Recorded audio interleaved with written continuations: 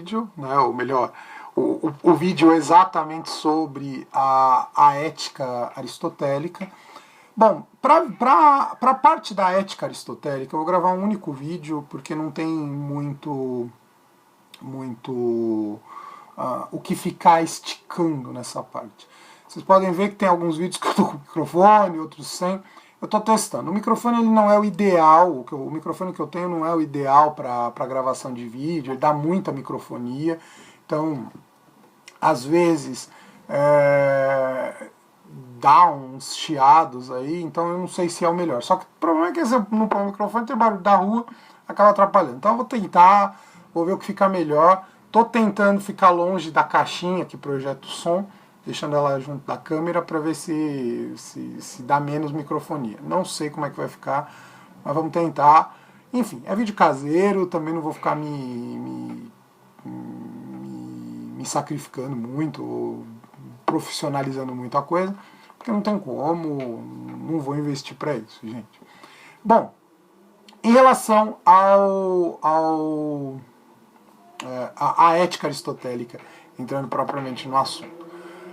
O Aristóteles, então, ele escreve duas obras que são voltadas para a ideia da ética.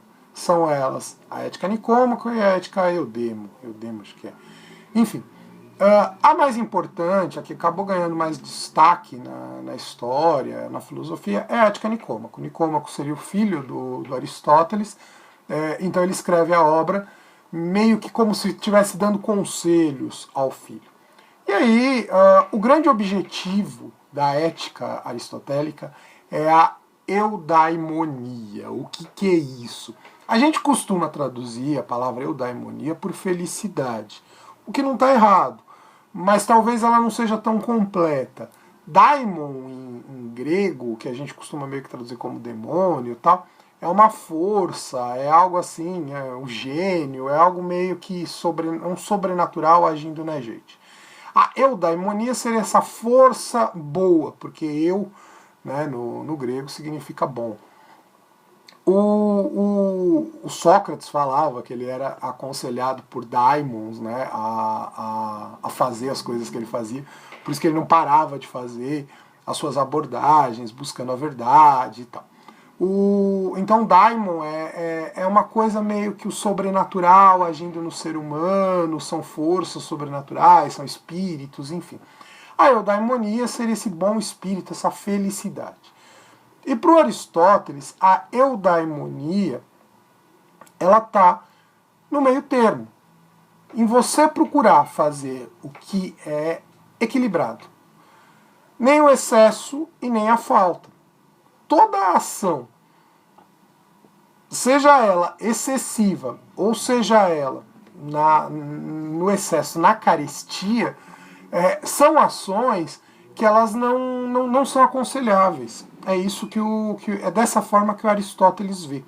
Ele vê que a ação ela só pode ser considerada virtuosa quando ela está no equilíbrio. Então, voltando, a gente falava, quando estávamos em sala de aula, que a virtude, para o Sócrates, era o grande ponto da discussão filosófica ética.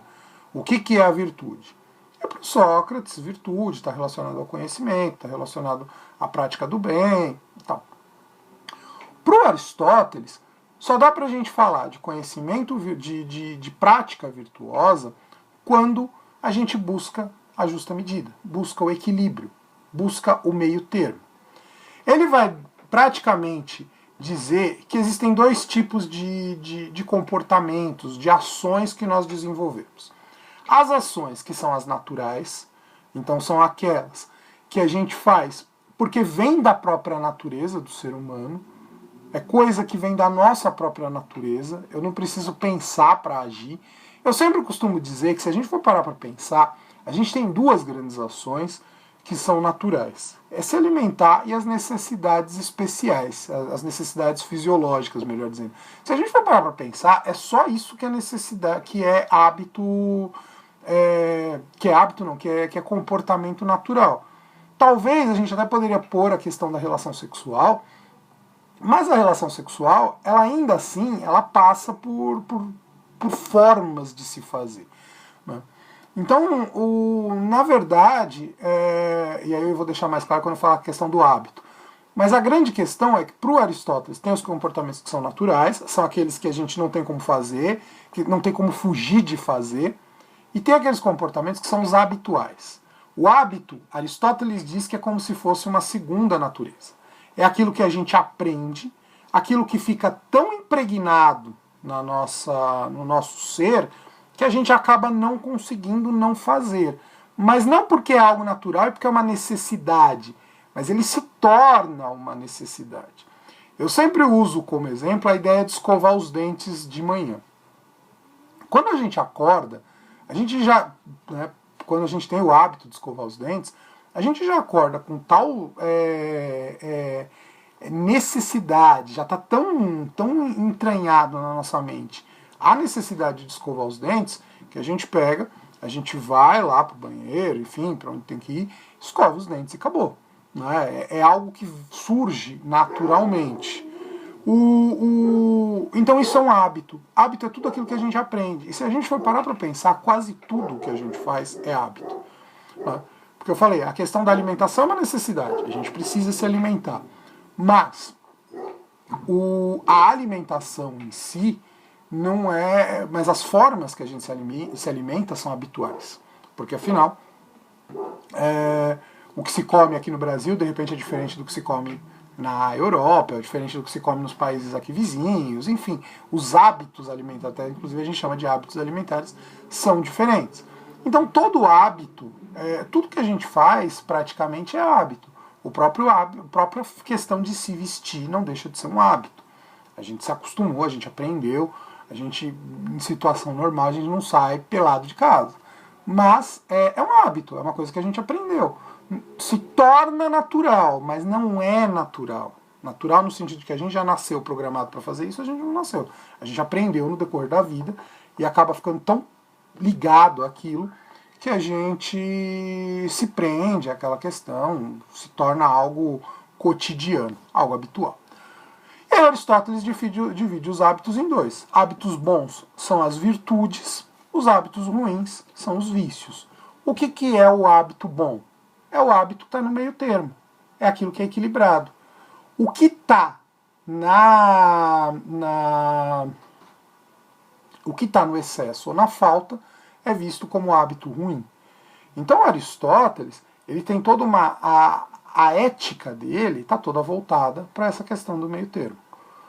A pessoa buscar agir dessa forma, ela vai estar desenvolvendo a eudaimonia de acordo com o pensamento aristotélico. Ela vai estar vivendo a verdadeira felicidade é isso. É você buscar viver no equilíbrio. Se contentar com esse equilíbrio. Não ficar nem no excesso e nem na falta.